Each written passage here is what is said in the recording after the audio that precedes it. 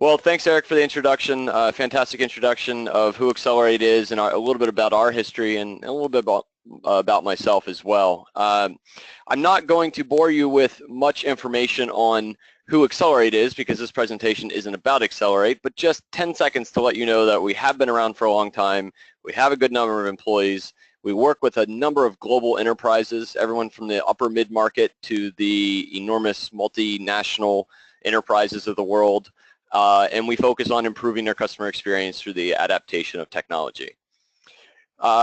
First thing I want to talk about is why it's okay that you as an attendee today may not already be an expert in personalization, and why it's okay that your company has not already implemented every aspect of digital personalization of your content that you can. BCG says that only 15% of companies around the globe are actually personalization leaders, and that term might be a little ambiguous, but personalization leaders here in this context means someone who's actually out there utilizing personalization at an advanced level amongst all of their content sources and across all of their channels. Only about 15% of the companies. So if you think about all of the huge companies out there, from Adobe to Starbucks to BCG themselves, who digital marketing, whether it's B2B or B2C, is incredibly important to their bottom line, even they are laggers. So it's okay that you're not in that 15% yet, but it is time to play catch up. It is time to get with the program when it comes to personalization. It's something that all of you have been hearing about for probably about 5 years now, and that's because the technology has been far ahead of the marketing capabilities and, frankly, the need to some degree. But now those two have come head to head, and it's time to catch up. Now, first up, we're going to cover the who, what, why, where, how, and when of content personalization. Once we get into the how of content personalization, that's when I'll break it down a little bit around the crawl, walk, run methodology that I've proposed here to help you determine where to start, how to get started, and how far to go. And that's all going to be strategically driven, as we'll discover here in a few minutes. So let's go into the how, what, where, why, when. What is personalization all about? It's all about increasing relevancy while retaining authenticity. One without the other does not work. It's all about increasing relevancy while retaining authenticity. So those big R and A words here, I wanted to define because people might have different definitions or understandings of what I mean here. Well, I've just grabbed what Webster has to say about these words. Relevant meaning having significant and demonstrable bearing on the matter at hand. Well, the matter at hand here is the customer and the user and what they want to get out of this interaction with your brand, right? So if it is significant to the matter at hand, and the matter at hand is what they want to get out of this interaction with your brand, that's what you always need to be keeping in mind. If it's authentic, it's not false, it's not an imitation, and it's true to one's own personality, spirit, or character. Quote unquote one here would mean your brand. And if you think of your brand as a person, when someone interacts with your brand, they want to have that interaction feel real and authentic, and like they understand your brand's personality, and that when you personalize something, you're not necessarily personalizing it to my personality. It still has your personality and your voice. You're just using information about me to make it more relevant for me. So make sure you don't lose that authenticity as you go down the personalization road.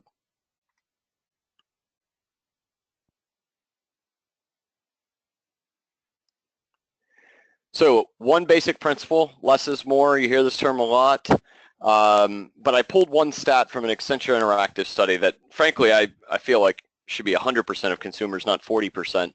But 40% of consumers have left a business's website and made a purchase on another site or in store instead of on the site because they were overwhelmed by too many options. But a quick note here, this is not just an e-commerce problem, because I know a lot of attendees are not necessarily e-commerce providers. This is not an e-commerce problem, it's also a content problem.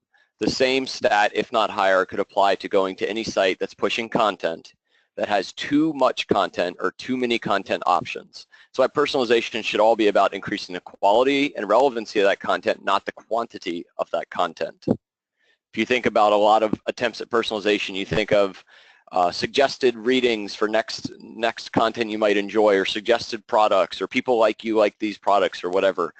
Typically, those don't replace other options on the page. They're in addition. They add even more options. They become even more overwhelming.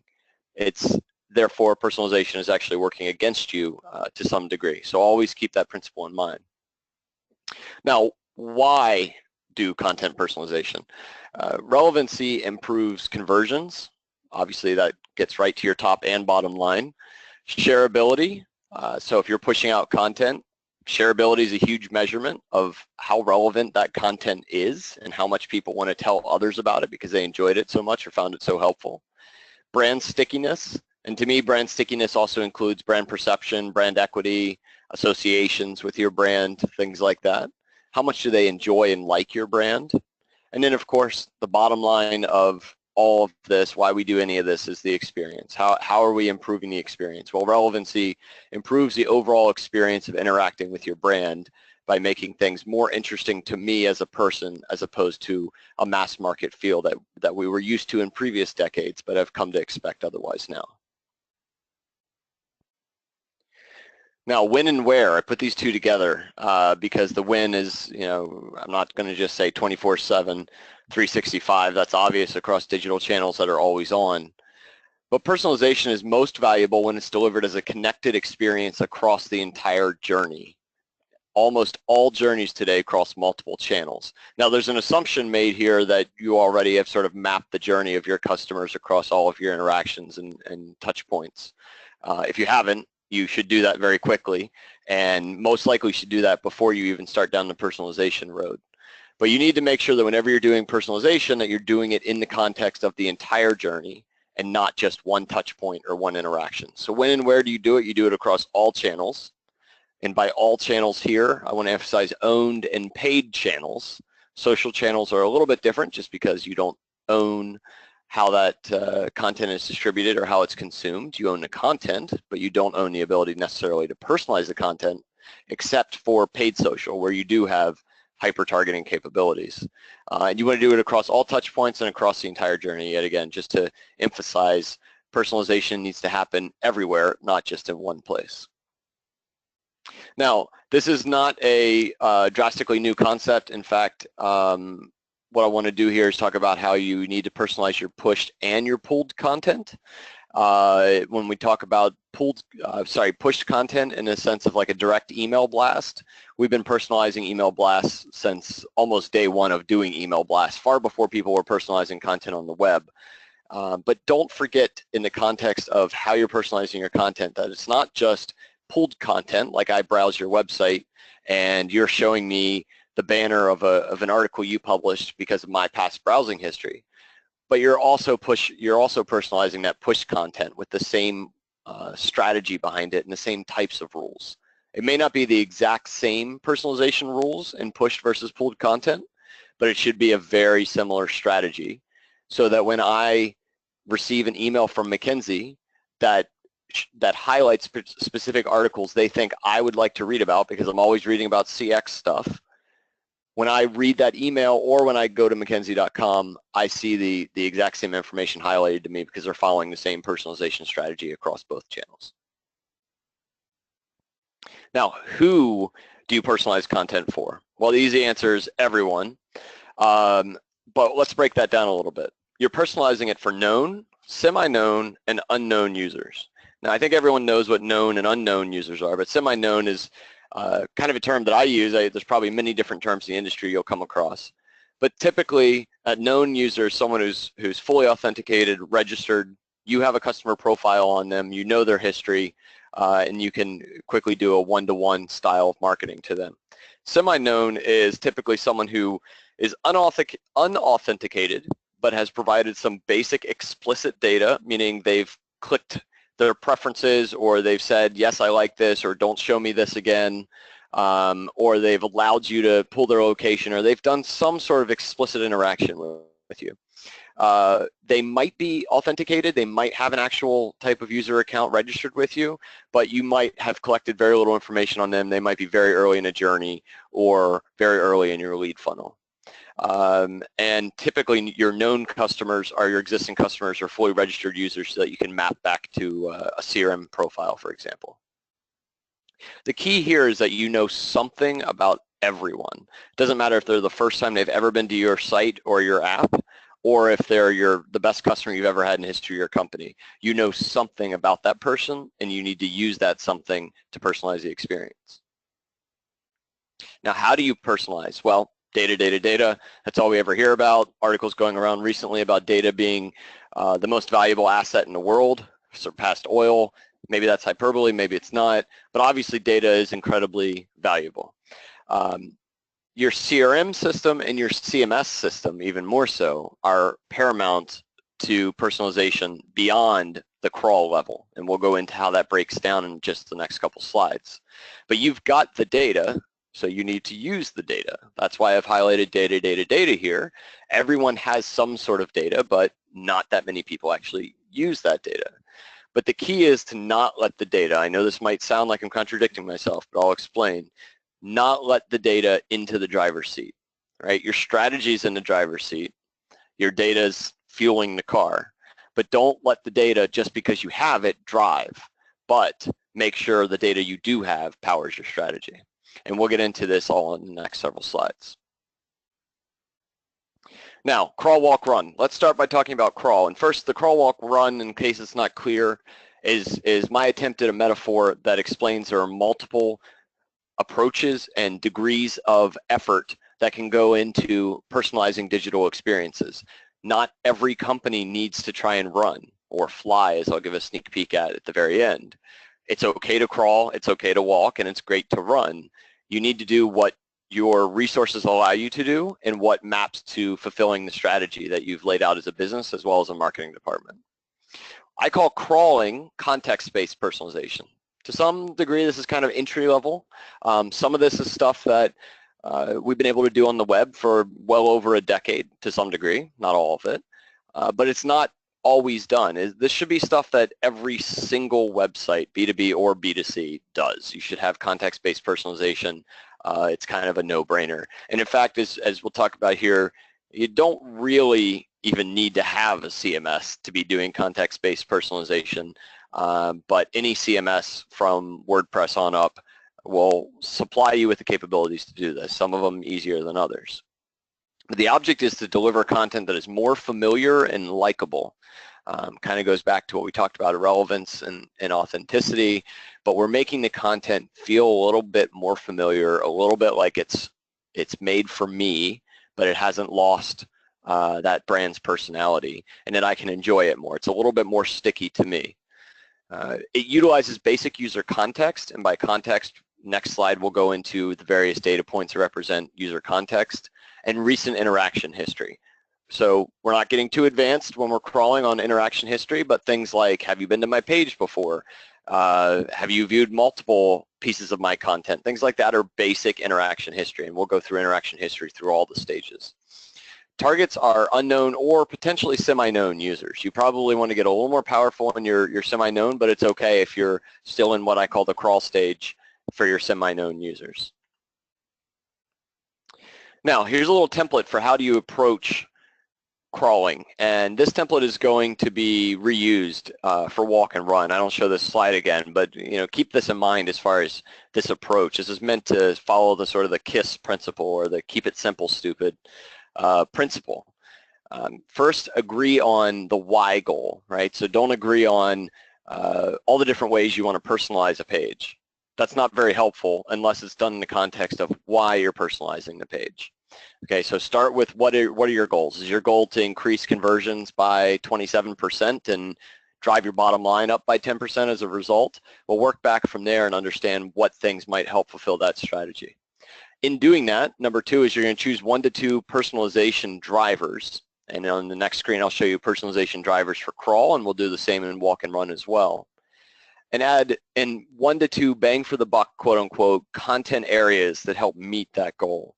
All right, so we're going to start by choosing just a small handful of the drivers that help fulfill that goal, and then a few of our content areas to target with those drivers, or based on those drivers, I should say. So the meaning of this is don't start by saying we need to personalize our entire site up front, even if that's the goal, and it probably should be. But start small, start simple, measure and repeat, as we'll talk about a few times. Validate that the personalization makes sense for your brand, product, marketing objectives. Authenticity is one of these things, but you also have many other marketing objectives. You have many different brand guidelines, product guidelines, etc. You want to make sure that just because you chose these drivers, that at the end of the day, they actually make sense and reinforce your objectives and don't work against those objectives. Determine the technical needs and implement. Obviously, that's one small bullet point. It's not one small thing of effort. This is most likely something that you need to have the infrastructure put in place by an outside agency to help you with this if you don't already have the capabilities. But the good news is that you don't need an agency to help fine-tuning your personalization as you go once you have the infrastructure in place. You might choose to, but you don't have to have one. Measure and continuously refine based on those results, and that's the measure and rinse and repeat kind of approach that, we'll talk about that a lot, but that's something we hear about all the time today, and is very true in digital marketing at all levels.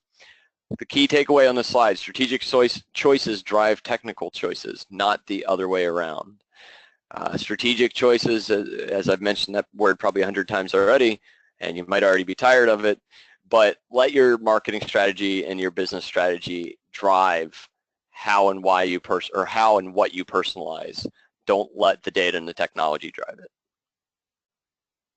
So examples of crawling personalization drivers: location, date and time, visit frequency, past visit history, content viewed or consumed, the weather. Weather's one of those ones that a lot of people will throw out there when they start thinking about this stuff, and it really seems, at the end of the day, it's kind of useless. But I want to show an example of a way that it's not actually useless, as long as you use it behind the scenes to drive your personalization rules, as opposed to just displaying the weather in the town that you're visiting from on a B2B site. It doesn't make any sense whatsoever, and it's unauthentic or inauthentic. It's not real. It's just the use of data for the sake of it. So it doesn't meet our objectives. But there are ways to use data from all these sources for actual authentic experience improvements. So a little example. All the examples you're going to see in here, I took screen captures of just yesterday because I wanted them to be as real as possible. If you don't recognize the brand, it's Home Depot. And I went to Home Depot's site yesterday, and they were featuring all these air conditioners for me, saying it's cooling season. Well, it's early May or mid-May, and it's not actually cooling season where I live around now. Cooling season probably, we're probably not really worried about having the AC pumping all the time for another month. So why am I seeing this? Well, if you look at how they did this, first of all, obviously they personalized with place name from my location, which is, a no-brainer, but they used location weather to personalize the actual verbiage, and then they also used it to personalize product placement altogether. So there's 3 different types of personalization happening in what just seems like a little banner that's showing products to me. The interesting thing is, I mentioned, is that it's not really AC weather, it's still spring, but the forecast for today is in the 90s, the forecast for tomorrow is in the 90s, and just under 90 the following day. So they know that people are hearing about the forecast for tomorrow is going to be in the 90s, and this, I would bet, I don't have firsthand knowledge, but bet this is an automatic personalization rule that is saying if the weather is above certain degrees, let's feature AC units. So just one example. It's not rocket science. Most of the stuff isn't, but it's about finding things that make this more relevant. And that page, when I go to homedepot.com, is so much more relevant to my situation right now than it would be if it showed me, toolboxes. So I've already talked about this a bunch, but I call it the Sniff Test.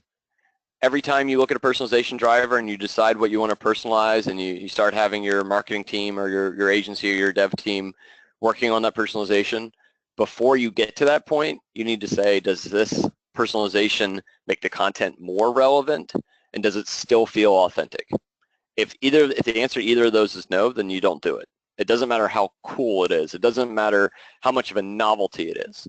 And I think that's an important thing to remember, especially for those who are more technically savvy and get really excited about being able to do something. Just because you can do it doesn't mean you should. And I think that's an interesting lesson that demonstrates why marketing is now at the level of technology, or is caught up a little bit, but tech was always so far ahead of marketing, is because tech was saying, hey, look what we can do, and marketing was saying, I really want to do that, but I can't figure out why I should do that. And now those things are sort of balancing out. But of course, tech has gone even further beyond, which we'll touch on at the very end. But keep this sniff test handy and make sure it meets those two things before you actually crawl, walk, or run.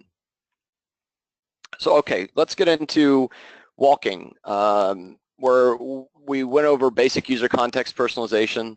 This one I labeled persona-based personalization, but I do want to stress that persona is not really the best term. It's just a term that every marketer is familiar with.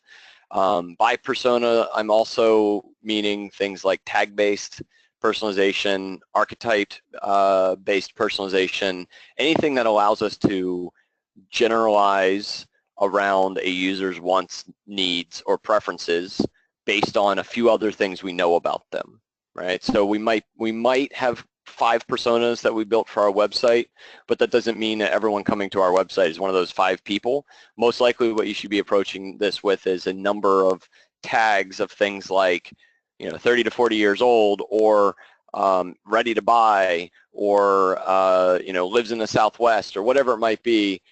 You should be looking at that approach, as opposed to just, here 5 buckets, let me figure out which bucket they go in. It's not a one-to-one mapping between a user and a tag or a type. So the object of walking personalization is to deliver content that's expected and wanted. So the first object of crawl was something that's familiar. Now we're taking it a step further. We're talking about content that's not only familiar, but is actually expected. This is what I would expect to see from you for me to have a great experience. I want to see X without telling you X. Uses explicit user data, which is user data that the user has supplied to you voluntarily in some form, and what I call macro customer data. So we're using our customer history, not from this customer necessarily, but from, in aggregate, from all of our past customer experiences. And we're targeting semi-known and known users. You're really not going to get very far with unknown users with these drivers I'm about to show. But when it comes to a user that you know a little bit about, so you can generalize who they are and what they might want to see, which is semi-known and mostly known, that's when these drivers really start to take shape. A few guidelines before we get into those drivers is don't put everyone in too tight of a box. Use the tag approach as I mentioned. Make sure you're not focused on a one-to-one mapping between users and a type. Mix archetypes, mind states. If you don't know the term mind state, meaning like where are they in their head right now? If this is a B2C cycle, or potentially even B2B, and this is they're in a sort of a purchasing cycle, are they in the mind state of I need something right now? Are they in the mind state of, oh, I just heard about this brand and I kind of wanted to check it out? There's a huge difference in their mind state and how they might react to your content and how you need to target your content. So for that reason, there might be different tags you have around mind state that you then have rules set up to tag people based on. Allow customers to move between tags or personas or archetypes. Don't put me in persona 1 bucket, and then as you learn more information, keep me in persona 1 bucket. As you learn more about me, constantly be reevaluating how I'm tagged. And then utilize demographic, psychographic, and behavioral data, not just age, gender, race, location, right? Use how I act, how I think, my moods, my mind state, where I am in my life stage, all that kind of great stuff. And there's some more details on that in the next slide.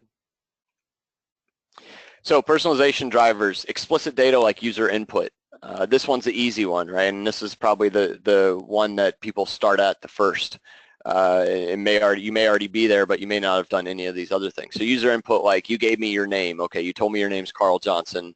You told me that you're 57, and you told me that if this is Mackenzie, you told me your interests are digital transformation, customer experience, and IT. Those are things that the user gave me. That's explicit data. But you always want to combine explicit data with implicit data. So explicit data gives you a lot of preferences and personal contact information and stuff like that. But you want to combine that with implicit data, data that we've collected on you, most likely unknowingly. Potentially you've given us permission, but you haven't given us that data directly. If we look through persona demographics, persona behaviors, and persona psychographics, we see everything from demographics. Don't just think about I'm 52 or 57. Think about what generation I'm in and what that means to my, my mind state. Am I a millennial? Am I a baby boomer? What are the trends within those generations and how they're thinking and acting in your industry? Same thing goes for gender, income, and race. Don't just think I make 50 grand, so therefore I do X. Think about what people who make up my combination of characteristics, how they might be thinking or behaving, and then how that might affect how I want the type of content I want or expect to see. And without going into all the detail on all these other drivers that you can see, again, these are examples of drivers. Obviously, this is not an exhaustive list, but everything from life events. If you're selling insurance, if you sell life insurance or something like that, and you know that I just got married, or I just had a kid, or I came through a referral source that might indicate that type of thing. You get an idea of my life events, where I am in my life stages. You get an idea of my likelihood of purchase based on mind state, like I mentioned. You get an idea of my potential to be a brand ambassador. That's more for known customers that you can judge based on past spending behavior and sharing behavior and stuff like that. All these types of things are not easy to get. A lot of this stuff is hard to get, or less hard to get, harder to determine the results of, which is where a lot of strategy comes into place, which is why it's important to understand that this is not all a tech issue. This is not tech driven. This is digital marketing strategy driven and customer experience strategy driven.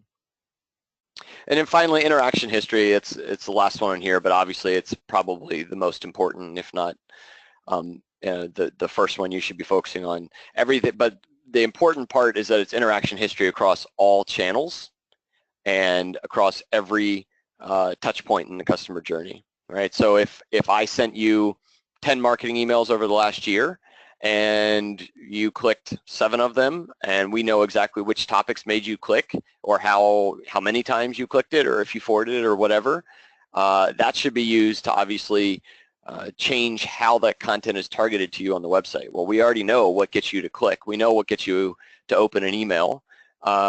We know, if you're avid versus occasional customer or reader, right? We can target and simplify content based on those types of drivers as well. So a little example of some walk style personalization. On the left, we have adobe.com when I go to it as a completely unknown user. And on the right, we have adobe.com when I go to it as someone they think is a student, right? They think I'm a student because at some point I came into this site and I clicked a link that they had that tags me as a student when I clicked it, or I read something, or I opened an email that was specific to students, or whatever, another channel of theirs potentially tagged me as a student, right? So if I look on the left, I see a generic message about some of their photo or video editing software, and then it says, are you an individual? Indicates you should click here. If you're a business, you should click here. It doesn't know anything about me. It's giving me a lot of choices. On the right, everything is completely personalized to the fact that they think I'm a student, right? So let's highlight a little bit about what this means. So they're personalizing the verbiage. Instead of saying from edits to applause faster than ever, it says students, save 60% on Creative Cloud. It's direct. It knows exactly what might work with me. They've personalized the CTA here, right? It's now about let's go, let's do this, let's buy right now, as opposed to, oh, tell me if you're an individual or tell me if you're a business. It's simplified that CTA experience. It's personalized the imagery. It's showing me pictures of people who may be in my age group, potentially my demographics, so maybe the image will relate to me better. And then it's also personalizing all of the other content, right? So it's showing me that the imagery that's being shown here, it's telling me it was made by a student at a college, right? I mean, all these little subtle things are different ways of personalizing it so it feels more relevant specifically to me. And because of all that, if you're a student and you come to this site and you get A versus B, which experience feels more relevant? Well, I think it's very, very easy to tell. It's the experience on the right. Now, the driver for this was something very simple. It was just they tagged me as a student because of a piece of content I consumed, right? So the driver's very, very simple, but the strategy of what they're trying to accomplish is what actually drove all of the different personalization points. And let's finally get into running personalization. So run meaning a more advanced stage of personalization, what I call profile-based personalization, or one-to-one marketing if you want to. The object here is to deliver content specifically crafted for each user. So it's not just content I expect, but it's literally every part of this content is specifically crafted for me as an individual, not my persona, not my group of users, not an aggregate, but specifically based on my past behavior and expectations, all about me. Full cross-channel interaction and customer history. So whereas the walk level and a little bit of the crawl level, you might use some of the interaction history, like page viewing history, email opens. What we're talking about here is really going to the degree of every time I've ever interacted with your brand. Physical interactions would be great if you can capture it. Obviously, that's easier said than done, but every single digital interaction I've ever had with your brand needs to have been captured, and that data needs to be utilized to drive this one-to-one personalization.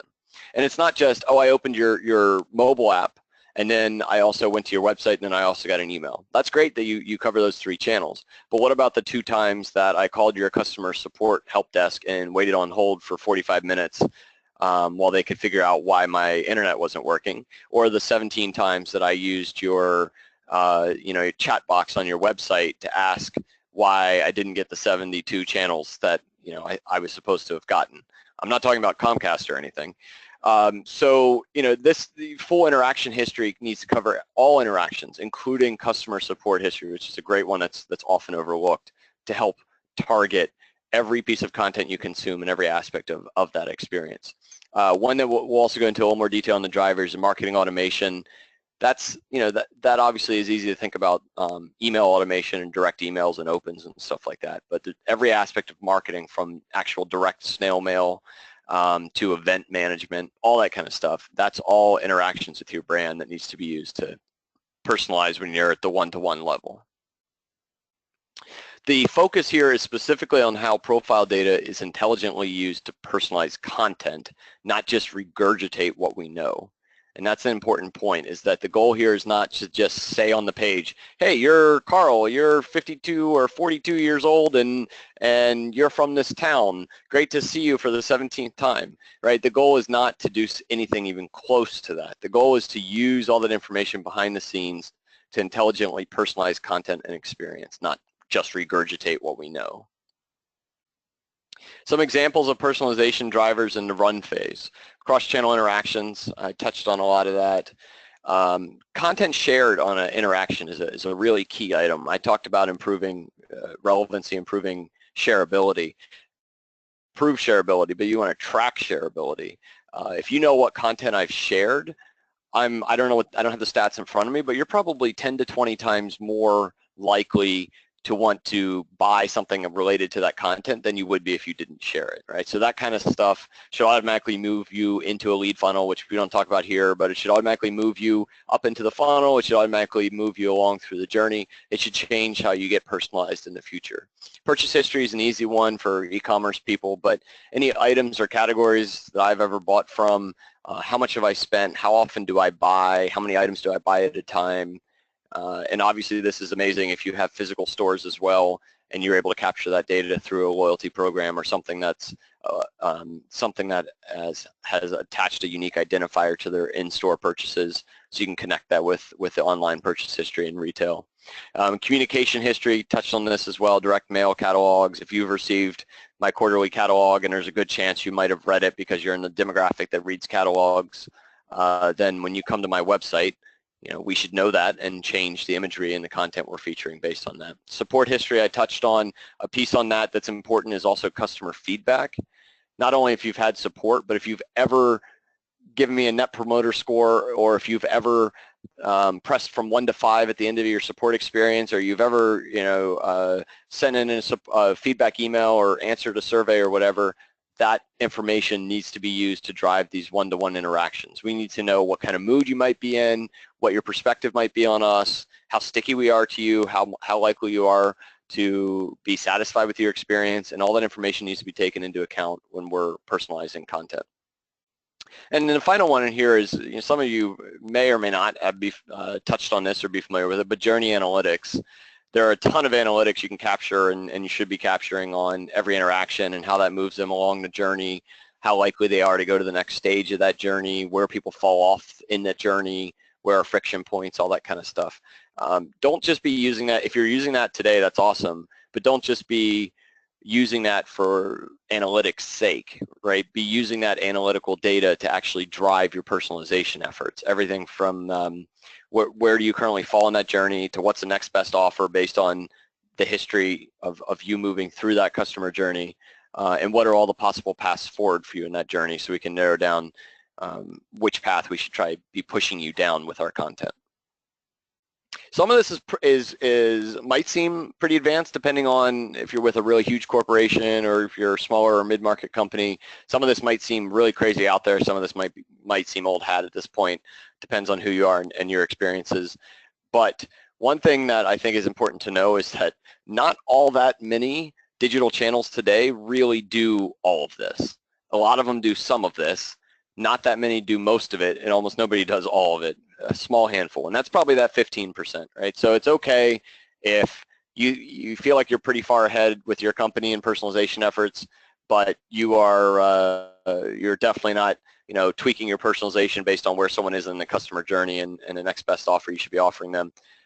It's okay, and there's a lot of room to grow there, but this should be something that you're aspiring to if it matches the strategy that you have for your business.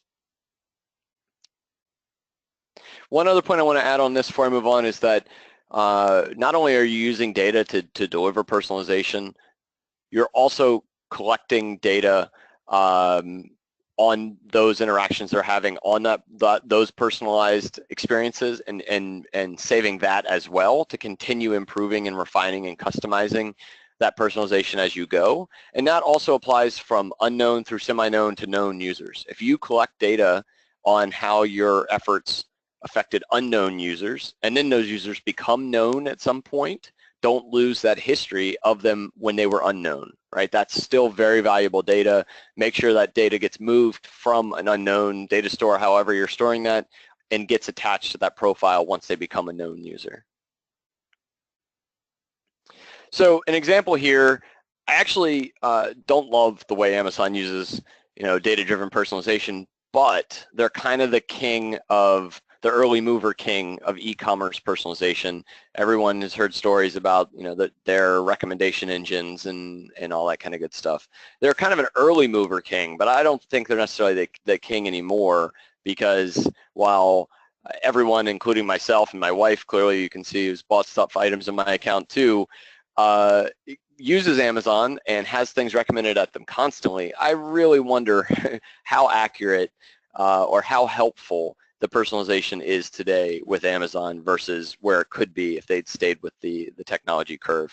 I think this is an area that Amazon's slightly fallen behind, but they are still the early mover king of e-commerce personalization. So they use customer data to configure every single aspect of this experience, or at least try to. Frankly, not that many sites today do true content personalization based on extensive customer data from all interactions. Amazon does do that, and they are one of the few, but they may or may not be the most successful at it. That's an open question.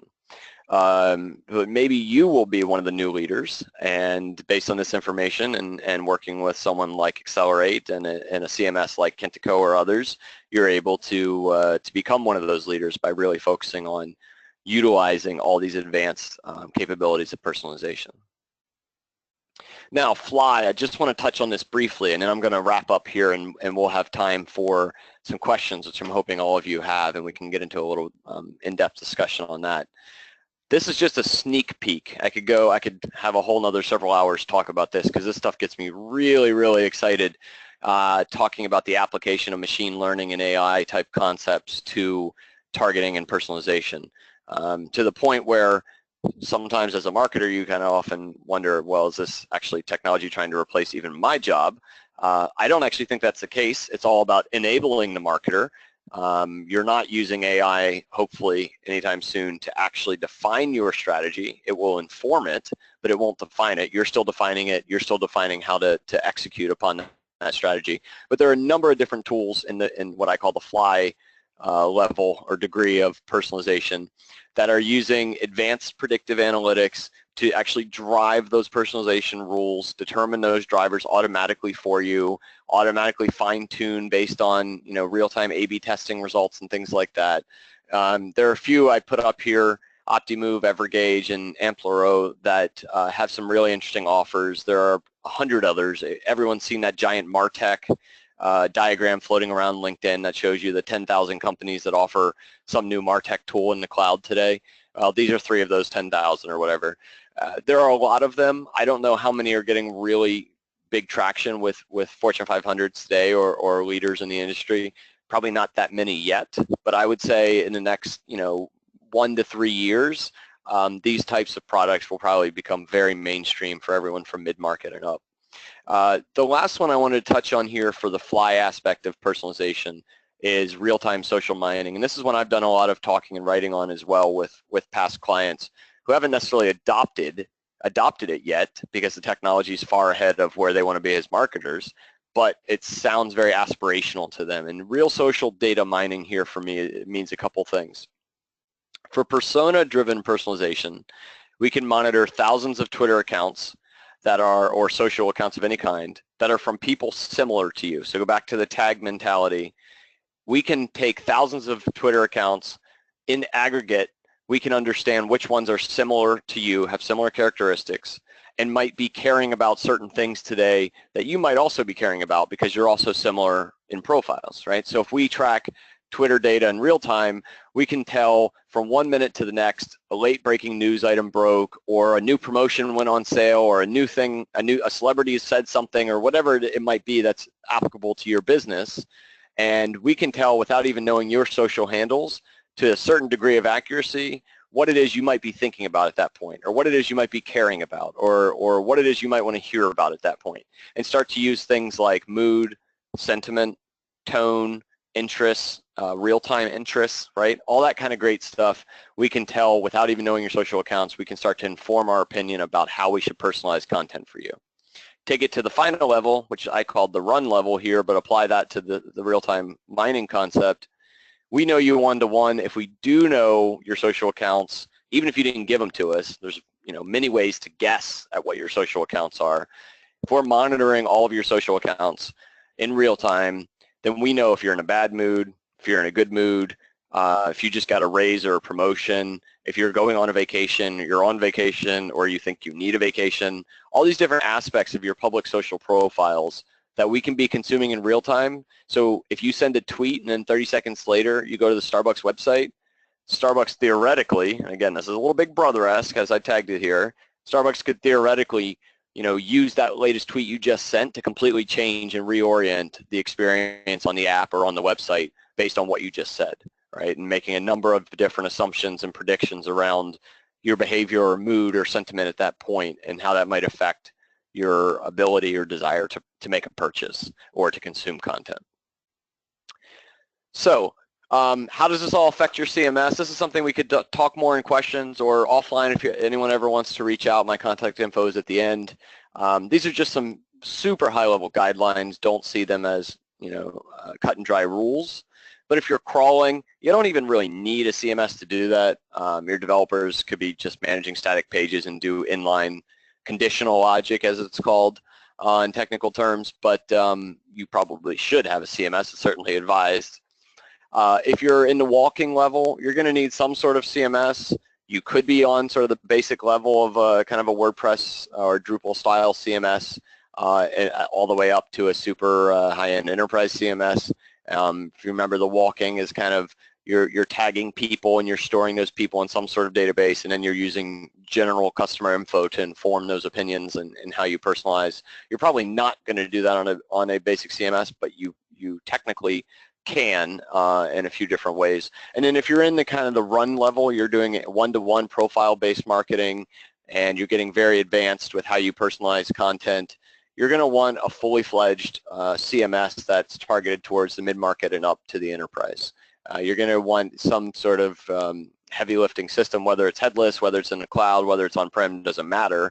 But the functionality and the capabilities of it and the level and depth of integration that it has is super important. A lot of enterprise CMSs and upper mid-market CMSs have the concepts built in that integrate with your data sources and then store or cache the important customer data in the CMS, so that as soon as a customer comes in, it automatically has the data right there at the CMS level from all those important sources ready to go. That's probably not something you're going to get at a basic CMS, although you can customize anything these days. So again, super high level of what that means for your CMS. At a summary of everything you've just heard, and then we have a few minutes for questions, is if you're not in that top 15%, it's super okay. It's definitely okay. Don't worry, you're not necessarily behind, but it's definitely time to get on board and to start playing catch up and get your strategy in place, as well as an execution plan once that strategy is defined. Determine your strategic marketing goals first, not your technical ones or technical capabilities. Those come second. Figure out if you need to crawl, walk, or run. This is a tough decision, which we can talk more about in the questions if desired, but this is all based on your strategy and your resources. Implement drivers based on goals, measure, repeat, right? So take a pretty lean approach to this, or agile if you want.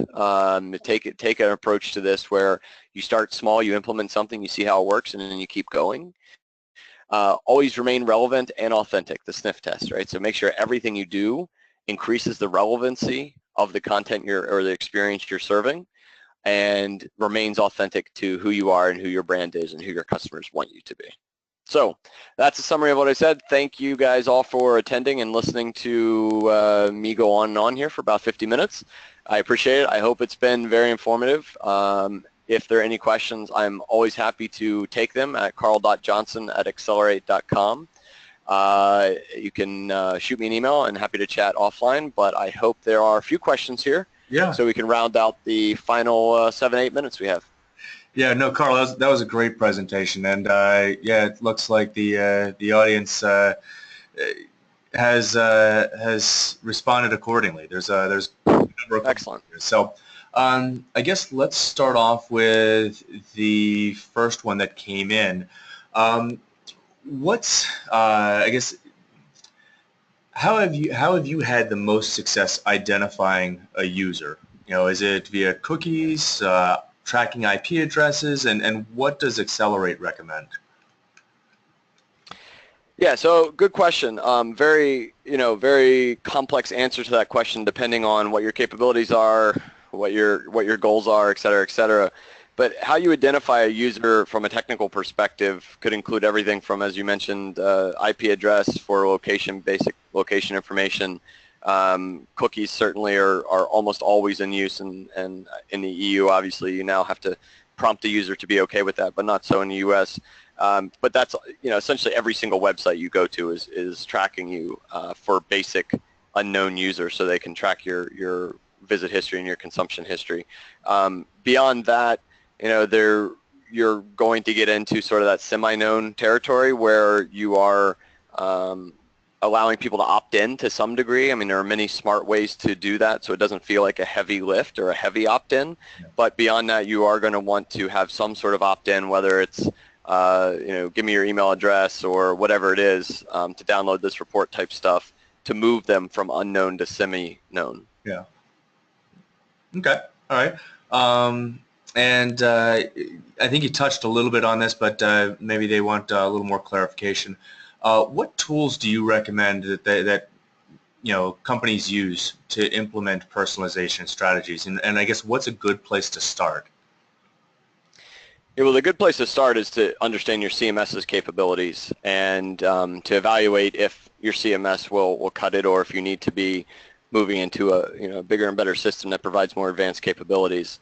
But that doesn't mean your CMS has to provide all of the personalization capabilities out of the box. Many of them won't.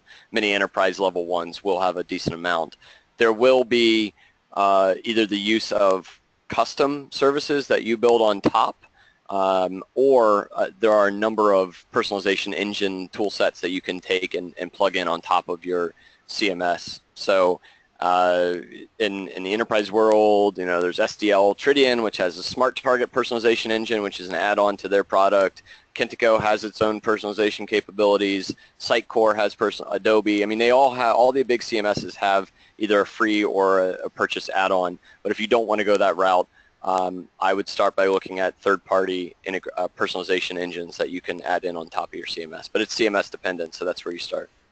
Okay. And you'd referenced the tight integration between the importance of the data from your CRM into your website or into your CMS. How do you typically recommend, or how do you get the CRM data into the CMS for personalization?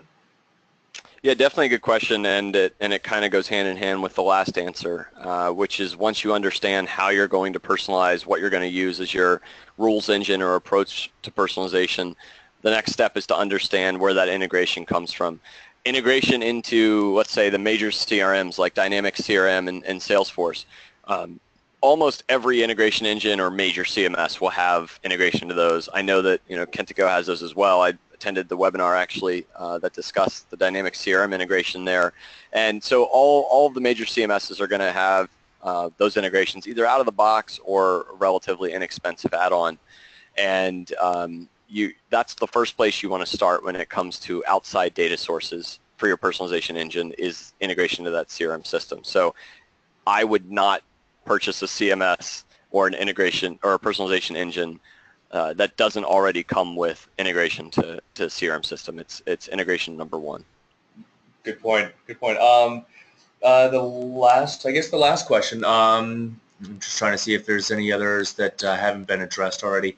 How do you typically decide for a client, or maybe it is the client that makes the decision, but how do you decide between a crawl, walk, or run approach, and what's best for the entity? Yeah, so that's definitely the biggest question. So as I mentioned briefly, it all depends on two things, your strategy and your resources, and resources being time, money, and people. Your resources are the limiting factor, and your strategy should be the defining factor. Right, so if we're working with a client and we understand, we start, as I mentioned 100 times, start by looking at what are their strategic goals, what are their marketing objectives first, and then once we understand that, we can take a step back and say, well, actually, to fulfill that, this is actually pretty easy. We can take a crawl approach. You can use the CMS you have today. We just need to do X, Y, and Z to make it happen. If they have a grander vision and they need to make a huge pivot in the marketplace, or they really need to grow market share, or they want their brand is all about being innovative and leading in the digital space, then they're probably going to be looking at running or something in between, and they need to make sure they have the resources that back that up. So it's purely driven based on their strategy and resources, and then consultants or agencies like Accelerate would help determine where the sweet spot is and what's worth implementing and what's a waste. Excellent. All right. Thank you. Thank you. And let me see if there's any other questions. I know we're bumping up against the hour here, so in the interest of keeping to our time, I guess we'll use that as our wrap-up question. But Carl, that was a fantastic presentation. I appreciate you coming on and sharing that information with us.